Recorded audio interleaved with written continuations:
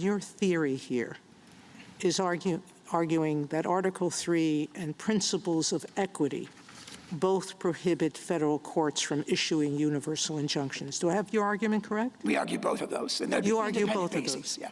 If that's true, that means even the Supreme Court doesn't have that power. The justices of the Supreme Court zeroed in on President Donald Trump's executive order to end birthright citizenship and his legal team's push to limit the power of lower courts to block federal policies nationwide. The justices are not expected to rule on the legality of the birthright policy itself. But a ruling that accepts Solicitor General John Sauer's theory on national injunctions could allow the Trump administration to begin enforcing the order.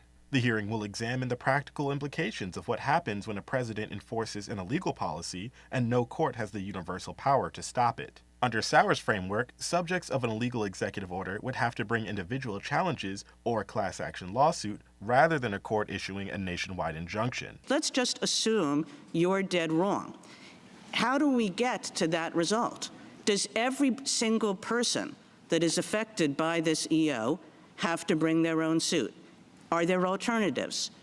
How long does it take? Multiple justices seemed unconvinced by Sauer's reassurances regarding litigating potentially illegal executive orders. You're talking about the hundreds and thousands of people who weren't part of the judgment of the court. They would all have to file individual actions?